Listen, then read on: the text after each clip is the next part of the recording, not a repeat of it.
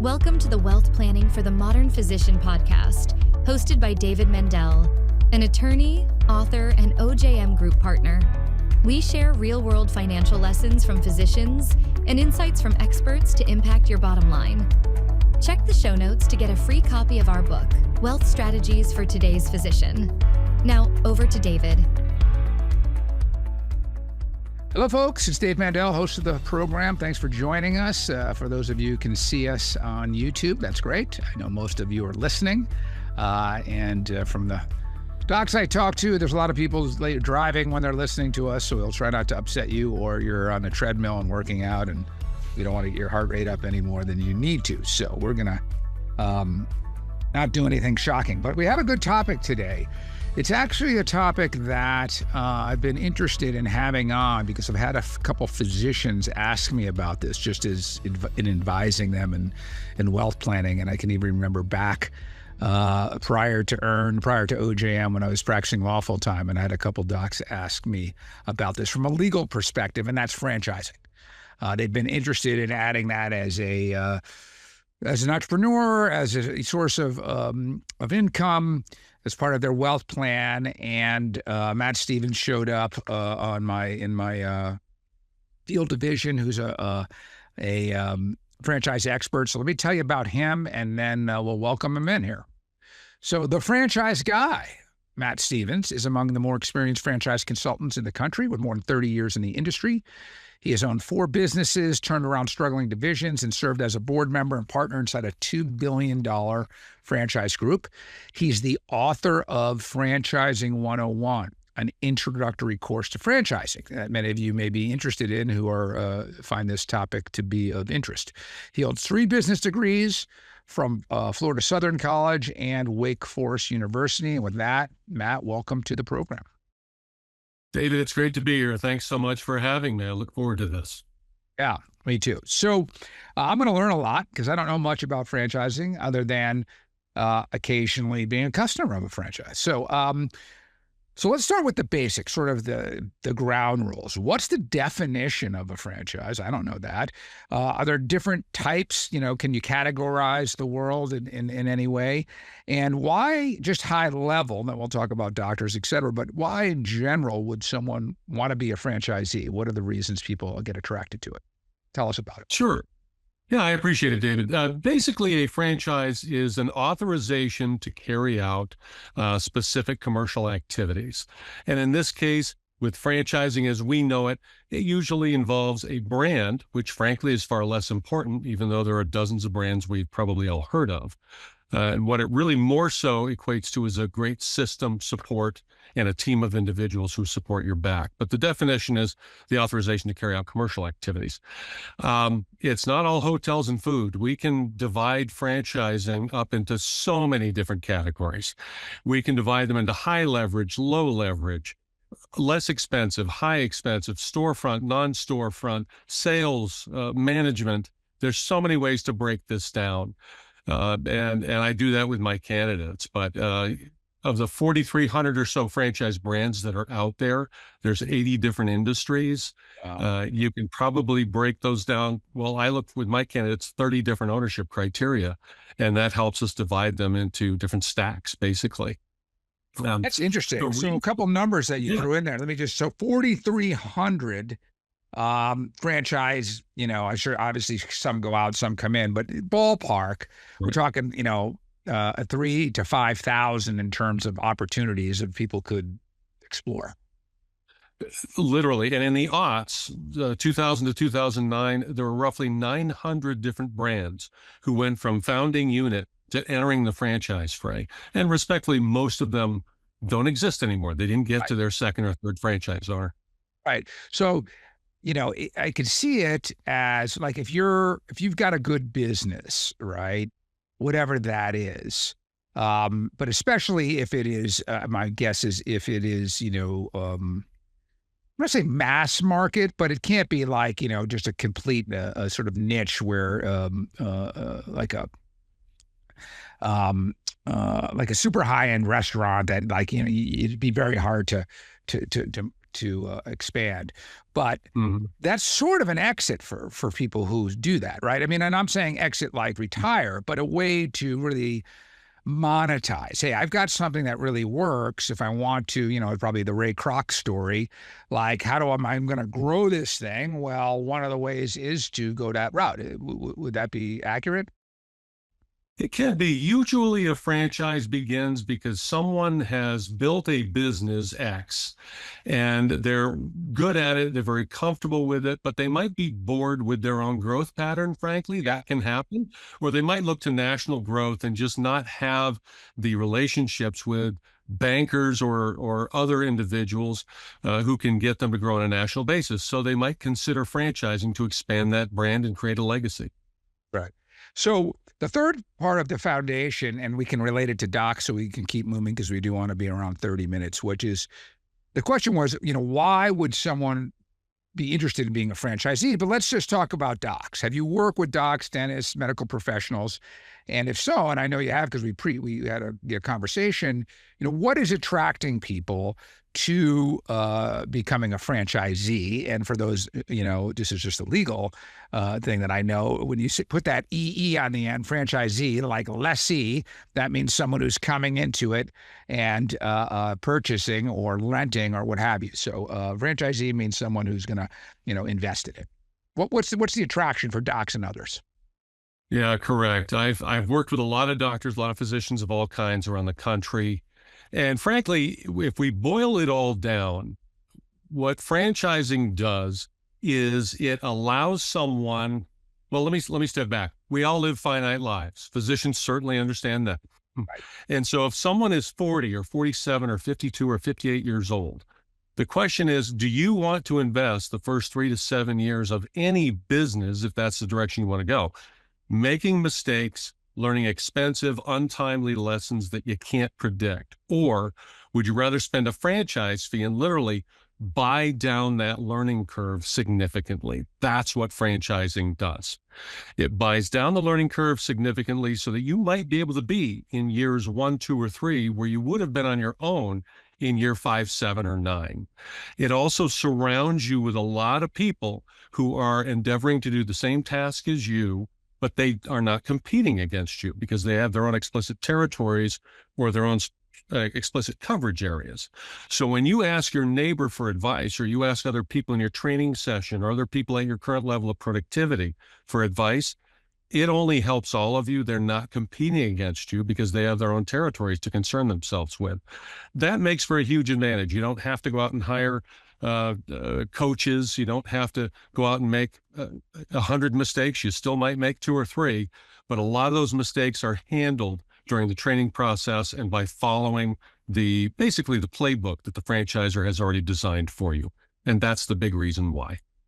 So, I guess the underlying issue, which is, it goes unsaid in this conversation, but I think we want to make it explicit, which is they're interested in another way to make money, another way to build wealth, in addition to, what we might be doing and earn for them, which is, a portfolio. It could even have private investments, private equity, private debt, et cetera.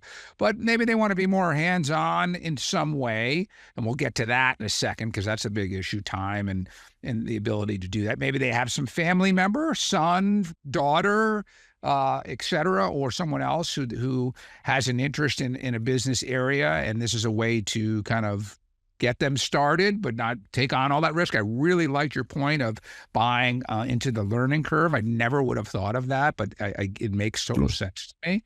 Learn from others' mistakes, but you pay for that, right? So, so they're coming in for a wealth reason. Maybe there's some tax benefits too that, can be leveraged, et cetera.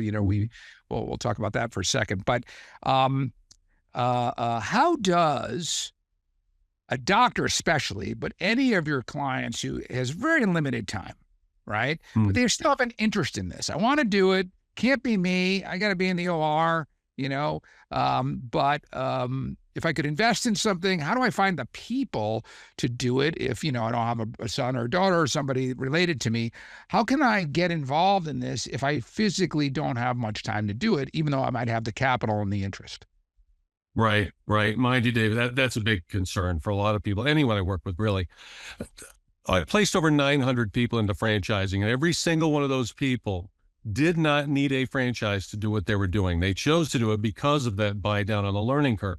When I've worked with people who are extremely busy, maybe they have 5 other businesses, maybe they're a C-suite executive, or maybe they're a physician or a surgeon, and their expertise cannot be disrupted in the focus area that they have in front of them right now. There are a few different areas in franchising that can help them. It's either going to be for those physicians and surgeons or what have you, the medical professionals I might work with, it's going to be an area of interest and expertise. That can be one. They will have access to people in those areas of interest that they may not have in another field. So there may be people looking to transition or what have you. It makes things a little easier for them to speak the language and so forth. That's one area. A second area would be an interest that fits what we call their ownership criteria. In the case of a busy professional, the ownership criteria is certainly going to be limited time involvement and something that does not create for them a massive sense of urgency while they're in their other occupation or other income producing endeavors. So there are some that suit that far better than others, and we would focus on those.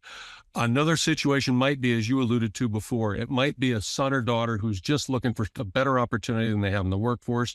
It could be a spouse. I have a situation in New Jersey right now where it's a brother, a sibling, a 52-year-old sibling who's going this route with his physician brother. And so there's a number of ways to take advantage of franchising, even if it may not be directly for you. By and large, there's no free lunch. A franchise needs someone to drive that train. And there are some systems out there that show the operator, the franchisee, how do you get a managing operator in place? And they won't even open up their business until they have that person in place to make it happen. Yeah. So it may be a combination of, like you're saying, an interest, capital, and then some either connection to the industry so that you'll know people, or again, and you've got this 30 or 40 criteria. We can't get into all that. And there may be a doc listening to this who happens to have, a real connection to, I don't know, aviation. He flies planes on the weekends, et cetera. And so maybe there's some things around that. They know people. Oh, there's a couple of different franchise opportunities in aviation, and I know enough people that could work. Or the family situation. I think that's going to be actually more and more popular, just given AI, job markets, kids, like, hey, I want to help them. Well, they can't come be a radiologist like my dad. He wasn't going to be like, hey, Dave, why don't you just come into the radiology office from time to time and read some x-rays? Like, that's not going to happen. Right. So, something where there could be a good return on capital, but also make some career opportunities happen for family members. That could be something that becomes more popular. Let me ask you about structure, tax, that kind of thing, being a lawyer. And obviously a lot of our clients are, and people listen are pretty tax motivated. So, right, when it comes to those things, the tax structure, the legal structures, is it going to be an LLC or a corporation? Is it going to be S or C? Are there some other things as we start to make money, qualified retirement plans, defined benefit plans, all the things that I've been helping clients for 30 years? Is that typically something that is part of the franchise playbook, or they say, hey, we know how to run the business, but for these other sort of wealth elements, you need to bring, or your existing advisors are the ones who are going to help you bring that level of expertise into the deal? Great point. There's a few ways to look at that in franchising. One is the model itself. There are some, again, it's not everyone, by far. However, there are a limited subset of franchise systems where by design, they can use Section 179 or another aspect of property deductions or otherwise, where I've placed a franchisee who had 4 locations, 2 near the Canadian border and 2 in Florida, where he claimed to me that his taxes the first 3.5 years of his operation pretty much helped wipe away any profit he made because of special deductions because of his business model that he jumped into. So one is on me helping them identify that right situation. When it comes down to the human assets and the personnel assets, the franchisor typically won't have the resources to help every single individual in all of their Yeah. specific needs. But there certainly may be other surgeons or medical professionals as franchisees in that system who can aid. And in the end, even the franchisor, if they can't help you with that, they'll have you and coach you to work with your trusted financial professional Yeah. to help you get where you want to go, and even speak with them about it. So they might be able to bring up some things that can help the franchisee take the best advantage of those situations. And that's kind of what I figured. I mean, because people's, legal, tax, the financial, the retirement plan, is going to involve the rest of their financial life, it would be hard for the franchise or in the system to, really give great advice on that. They might say, hey, here's how other people have done it, maybe in the mastermind sections, or you're talking to other owners in the same thing. I thought that was a great point too, that you have like community there because people Right. aren't competing against each other and they're trying to learn and get best practices. We've done Correct. that in our world, in wealth planning, working with other owners of businesses when we were OJM who didn't compete with us. They're different parts of the world, and it really is valuable. Yeah. But I just want folks to hear that in that, I think the best practice there, if you got involved in a franchise, would be to be letting your existing advisors understand and know from the get-go, because there may be some flexibility. Hey, I'm coming into this, but should I come into this as an LLC? Should I come into this as a, Florida entity or a Nevada entity, or, tax-wise, should it be an S or tax as a partnership? Some decisions to be made, and you don't want to, I think, and I think you'd probably agree with this, tell your accountant, oh, this is what I did last year. I got involved in this franchise, and oh, this is what it is. And he's going to say, God, I really could have helped you before if you let me get in on the ground floor. Is that, you can feel It it? is. I'll add a significant point to that. Franchisors want their franchisees to be successful. They want them to go through the entire arc of effective training, problem solving, success, solutions, growth, and exit. And the best way to do that is if they're on the page of the franchisee. And if the franchisee has a trusted professional who's been with them for years, or who knows their specific industry best, or knows the franchising industry best, they want to pool those resources and make sure that everyone spills information to the benefit of the franchisee. Yeah, that makes sense.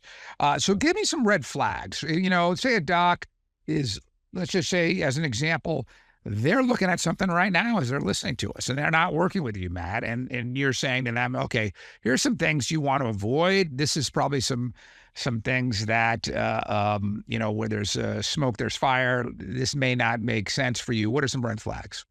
Yeah, very well. There's a few places you really get to learn if the opportunity is best for you. When I coach my candidates, it clearly is this. We have them, those two parts are validation with franchise owners. And also, I do have them go through what we call item 20 of the franchise disclosure document. Item 20 of the disclosure document shares how many franchisees have gone forward with success or have shut down in the last 3 years. Now, that can look unsatisfactory, and there can be a very good explanation for that. Obviously, the numbers would suggest it's better if that doesn't look bad, if that looks great. So that's one area. When it comes down to franchisee success, I would have any candidate, whether they made $42,000 last year or they made $4.2 million last year, follow what I call the very best deliberate path. It's the research of the franchise system. It's all of that validation with the franchisor themselves to best understand the model, and then speak directly with franchise owners. And they can do that in a group setting. They can do it on recorded calls. They can do it one-on-one. But what that allows them to do is, after 3, 6, 9 of those conversations, they've asked a wonderful series of intelligent questions. They've collected a ton of information from actual franchisees in the field. And now you can ask yourself, of the top producers where I want to be, are what they're doing to succeed, am I willing, ready, and able to replicate that either through me or someone else, an employee I have, or am I not? If they're willing, ready, and able, then they might become a franchise owner. If they're not willing, ready, and able, then they probably won't be. Yeah. So 2 points there. So first of all, you said Article 20 or what was that? Sure, it's called Item 20. The Item FDD 20. has 23 items, and this one's Item 20. So this is standard in every franchise contract, that there's going to have this this section that basically is a disclosure of how many franchises out there, and how many, I guess, either got returned or went under, or the contract ran out versus ones that are successfully in operation. Is that the Correct. The franchise disclosure document is shortened to the FDD. It has 23 items in it. Item 20 shows the 3-year history of the franchisee base. And again, I tell my candidates, take notes. Do not turn assumptions into conclusions. Ask questions and go from there. But preferably, you want that to look positive rather than negative. And the FDD? What define that for us? Sure. It's called the franchise disclosure document. And every franchisor has one. All of them have 23 items. It's a standard fare. It's just some of those are thicker than others. Right. Interesting. Okay, that's helpful. I didn't realize that. I assume the Federal Trade Commission or something, somewhere down the line, there was some legislation or case law that said, hey, we need to put some regimented approach to this, which is actually helpful, I think, for people buying into it, to be able to compare apples to apples. You're looking at two, and you have like two kind of prospectus, I guess, is sort of the idea. It is fair enough. That's a fair equivalent. It's to prevent any quick purchases. It's to promote question and answer, knowledge and competency. And the franchisors appreciate that too. What they don't want people to do is make assumptions. What they do want people to do is look through that thing and ask questions. So everything that's in there, whether it looks too good or not good enough, can be expressed fairly, and the person can make their own conclusion afterwards. And I totally agree with your point about, in this due diligence process, having conversations with other owners. My guess is if you go to a franchise and you're looking at something and they give you a list of 10 people, there's going to be 10 very successful, their best 10, right? That's just the nature of it, whether it's a surgeon putting up before or after, or, any client, our company, hey, here, we have great relationships with these clients. Obviously they like us, we like them, et cetera. Is there a way to, is it part of your process to go beyond that and be able to speak to owners who weren't introduced by the franchisor, meaning kind of do some due diligence? And again, I'm just using a name. Let's just say it was McDonald's. Like, go into the McDonald's locally and, see if we can track down the owner and have a one-on-one conversation where it's not sort of introduced by headquarters. Is that part of the process, or something that you can, that is doable? Yeah, fair enough, David. That's a great question. I'm glad you brought that up. So the franchisor cannot compel franchisees to speak with anyone about their business. So it has to be a volunteer effort. I've worked with a lot of franchisees who are top producers who simply have said, I'm out of time to do that. There's a bunch of other franchisees who you can point people to who will probably lend their time to educating a new candidate. The other piece of that is there are some people who might be struggling or low performing who simply don't want to admit it, regardless of whether or not they would look in the mirror and say, I've contributed entirely to this, or they would point the finger entirely at the franchisor. So again, what I do there with my candidates is this. I do two things, and I think everyone can use this practically. If the franchisor will afford it, you want to speak with franchise owners who are engaging in the concerns in which you have the greatest. So if you want to know what a rookie year is like, talk to several rookies. If you want to know what year 5 is like, talk to several people in year 5.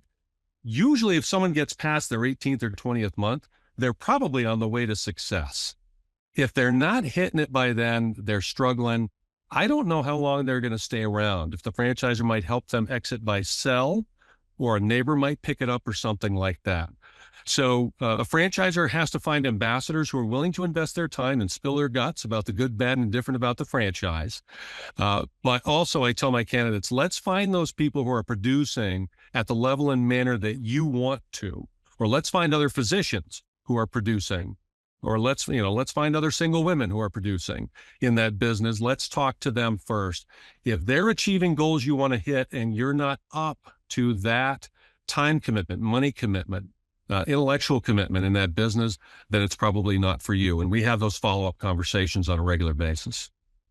So you mentioned, we talked about red flags. What about success factors, the other side of it? Meaning, what do you see common to different types of businesses, And obviously you place people in a lot of different kinds. What do you see as this is the kind of thing you want to come in with, um, if you want to be successful? Yeah, adults are interesting, David. Yeah, They want people a are interested. signature. They want a signature a lot of things in their own way, even if logic says, here's the path, follow it. So the franchisor trains the path. They train the playbook, if you will, or the franchise success path. And some people will make minor mistakes trying to signature that in their own way. Oh, I got a buddy who just has this great marketing plan. They throw $7,000 into it. It doesn't get them anywhere, even though the franchisor could have told them, oh, yeah, we had 7 franchise owners try that in the last 2 years, and they all threw money away. So my big word for the day is engagement. In that, if you come in, if you buy into the playbook, you have to engage. You have to engage with successful franchisees, people who are achieving your goals, people who are in your geographic region, and the franchise success model. You have to do Q&A with the franchisor if they have a flight path or a flight group that you can be a part of. Be part of it. If they have a regional meeting, be part of it. If they have Q&A sessions, or they have some franchisors have private online discussion tabs on their website programs, and there's always constant dialogue on that. And the franchisor chimes in and other franchisees chime in. You have to engage. Engagement is critical. If you want to go out and be on your own island, you can do that, but you're missing out on a lot of that learning curve buy down I talked about earlier, and it's not going to be to your advantage to have paid the franchise fee if you don't use it. Yeah. So 2 points is I get the engagement 100%. And then it also sounds like a commitment, meaning if you're going to, eventually sign on the dotted line and go forward, you're committing to these guys know better than me because this is the thing they know better. And they have, and it makes sense that they would have a vested interest in franchises doing well on 2 levels. I'm sure there's some kind of economics where they're getting it's not, they're not, and maybe you can confirm this. In a typical deal, the franchisor has some skin in the game beyond just the fee they get up front, meaning they want to see you do well because they're getting a piece of revenue or earnings or something along the future. You're nodding your head. He's nodding his head. Yes. So that's a yes. Yeah. And of course, for it really to take off, they want to have a lot of success and have people be successful so that others will come in. That makes sense also.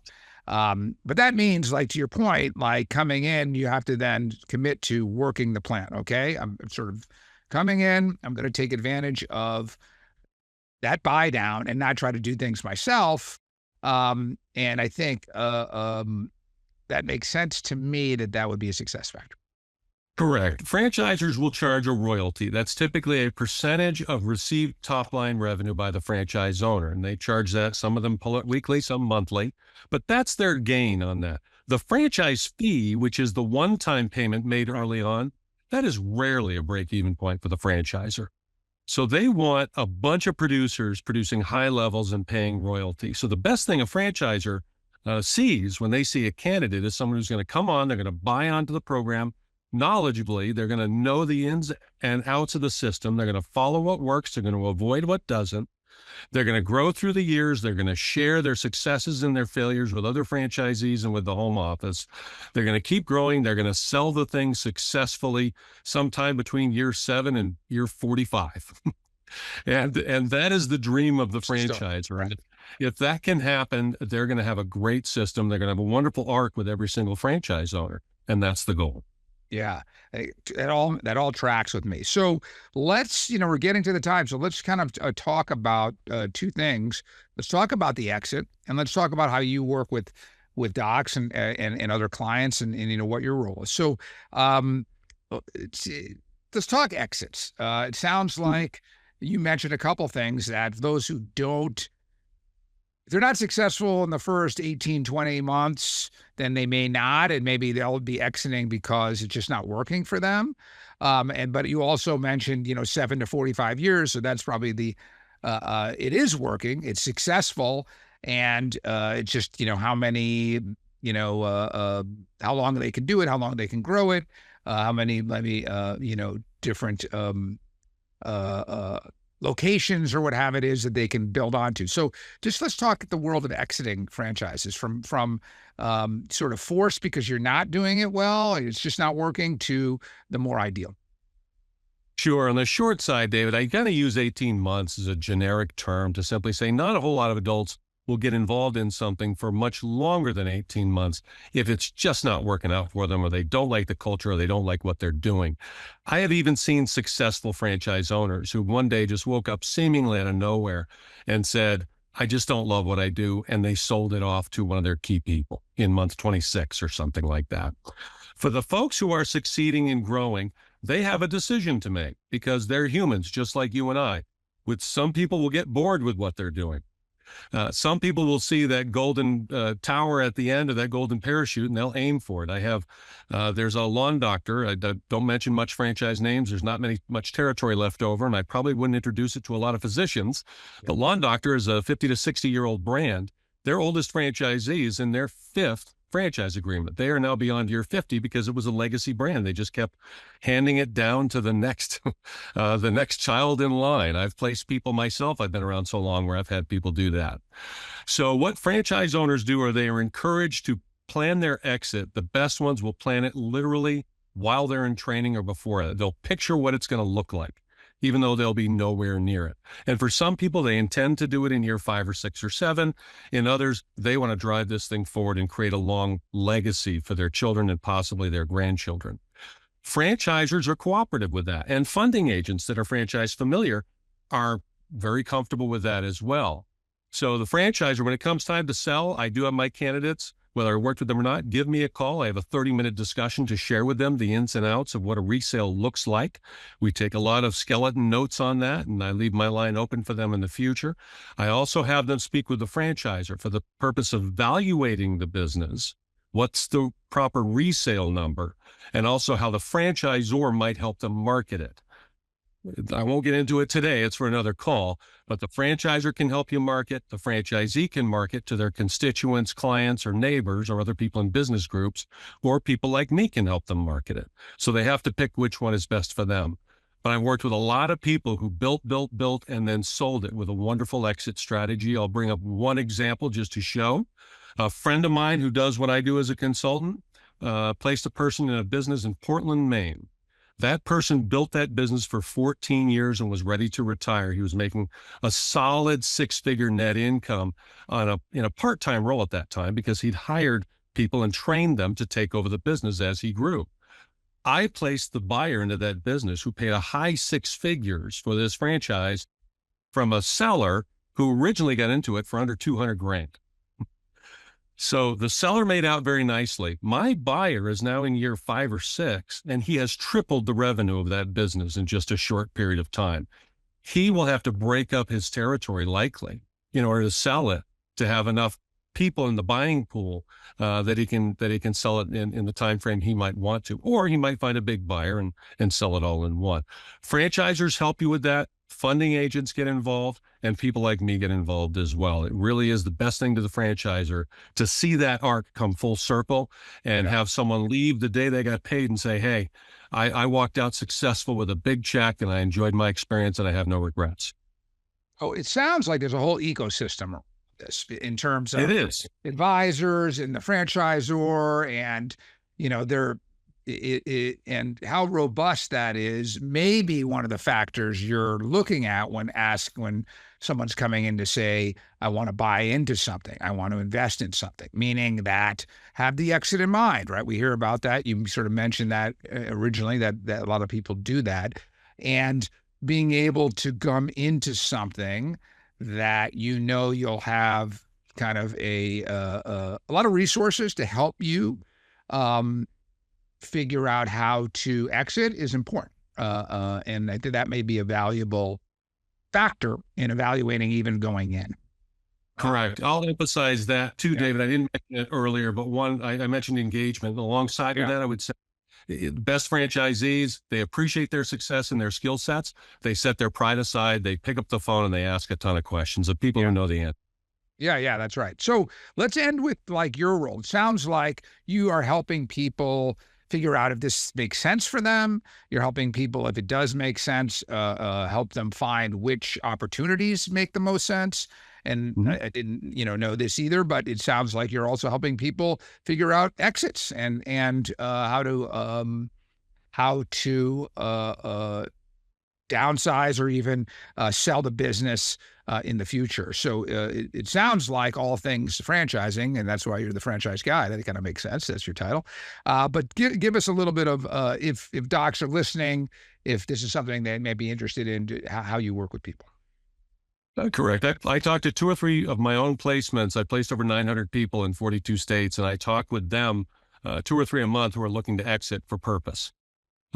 So yeah, it just takes a phone call. What I am is a consultant, and what that means is when I work with someone, regardless of their history or situation, we just do a fact find together, figure out what works for them. I measure them on dozens of ownership criteria, from the important to the less so. We measure the value of each one as well.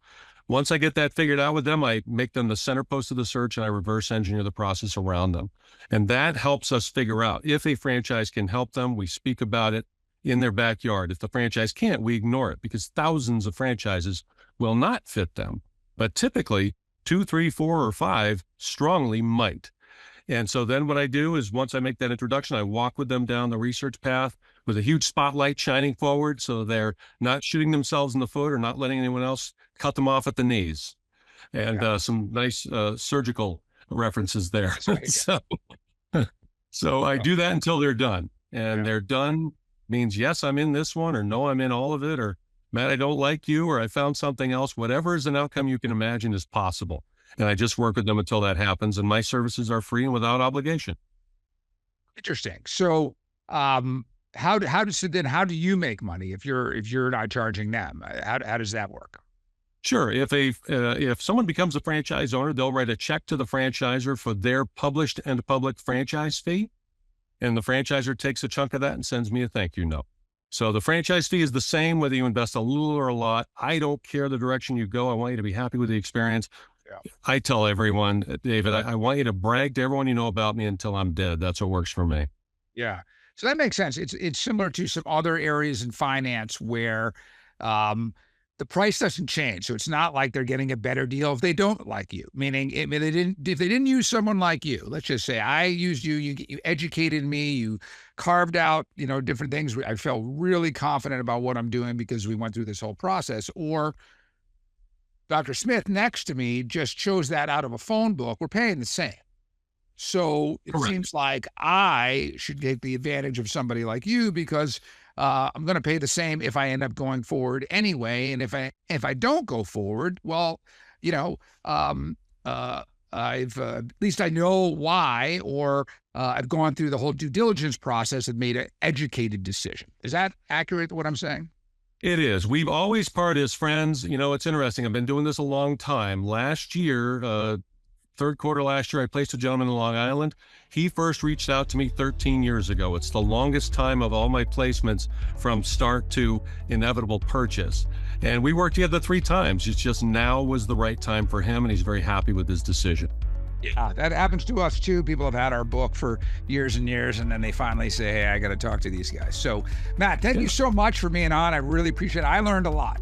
So I feel like I went from 101. Now I'm ready for 201, and maybe we'll have you back on again in the future. So thanks for being on. Appreciate it. I appreciate it, David. Thanks so much. This has really been a joy. Thank you. To all of our listeners and the few viewers, thank you for tuning in. If you feel so inclined, leave us a review on the platforms, give us a 5-star review, all that kind of good stuff, and tell your colleagues about us. In another 2 weeks, we'll have another episode. Thanks for tuning in. The Wealth Planning for the Modern Physician podcast is brought to you by OJM Group Earned, a multidisciplinary wealth management firm dedicated to helping physicians build and preserve their wealth while reducing taxes. Episodes from previous seasons are available on Apple Podcasts, Spotify, YouTube, and other popular platforms. Podcast listeners can get a free copy of our book, Wealth Strategies for Today's Physician. Simply text WPPOD to 844-418-1211 888-888-12 to request your free copy. Be sure to join David every 2 weeks for the newest episode of the Wealth Planning for the Modern Physician podcast. This podcast is being provided for informational purposes only. The ideas and opinions expressed on this show by Mr. Mandell and his guests do not constitute legal tax or investment advice, or a recommendation of any particular security or strategy, and do not represent the opinions of the underwriters of this programming. Any information prepared from third-party sources is believed to be reliable, though its accuracy is not guaranteed. Opinions expressed in this commentary reflect subjective judgments of the speakers based on conditions at the time of recording and are subject to change without notice. Listeners should seek the input of their own financial, tax, and legal professionals before acting on any of the information provided.